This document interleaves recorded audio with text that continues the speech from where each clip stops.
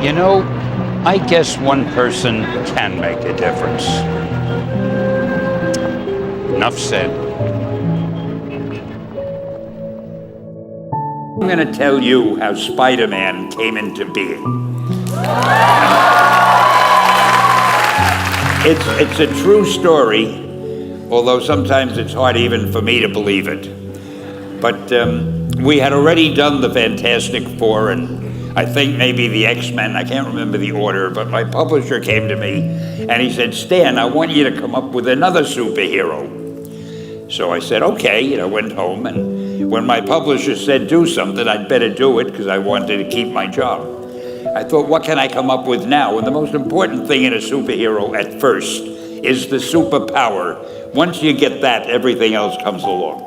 So I thought, what power will I give a new guy? And I saw a fly crawling on the wall. And I said, hey, if I could get a superhero that could stick to walls and crawl on them, man, that would be cool. And no, I'm lying to you. I don't think the word cool was in use then. I probably said it'll be groovy. I'll never lie to you. So I thought that was good. Now I needed a name. So I said, well, let's see, Fly Man, Mosquito Man. I got down to Spider-Man. Spider-Man. It just sounded dramatic. So, okay, I had my hero, I had his power, his name, and then I figured just for fun, I'm going to give him personal problems.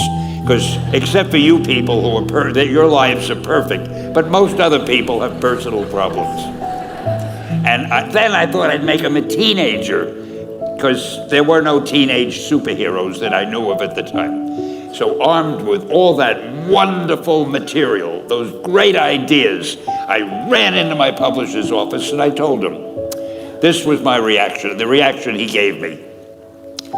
Stan, that is the worst idea I have ever heard. First of all, and he started to give me his, because he's a very logical man, very intellectual. First of all, people hate spiders, so you can't call a hero Spider-Man. You want him to be a teenager? Teenagers can only be sidekicks. And you want him to have personal problems? Stan, don't you know what a superhero is? They don't have personal problems. Well, I left the office disappointed, but obviously a much wiser man. And I couldn't get Spider-Man out of my system. So we were about to kill a magazine. I think it was called Amazing Fantasy. It wasn't selling well, and we were sending the last issue to press. When you do the last issue of a magazine, nobody cares what you put in it because the book is dying. Just to get it out of my system, I put Spider-Man in Amazing Fantasy, featured him on the cover, forgot about it. A month later, all the sales figures came in. My publisher came racing into my office.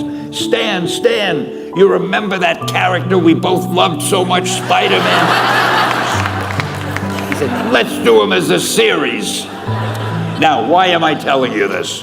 Besides the fact that I have to kill a little time. If you have an idea that you genuinely think is good, don't let some idiot talk you out of it. Now, that doesn't mean that every wild notion you come up with is going to be genius, but if there is something that you feel is good, something you want to do, something that means something to you, try to do it. Because I think you can only do your best work if you're doing what you want to do, and if you're doing it the way you think it should be done. And if you can take pride in it after you've done it, no matter what it is, if you can look at it and say, I did that, and I think it's pretty damn good. That's a great feeling.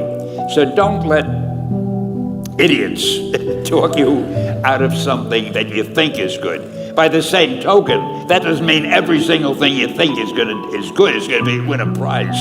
Got to have a little judgment there. I've had other things that I thought were good that didn't work, but I'll save that for the next award you give me. I'll need something to tell you about.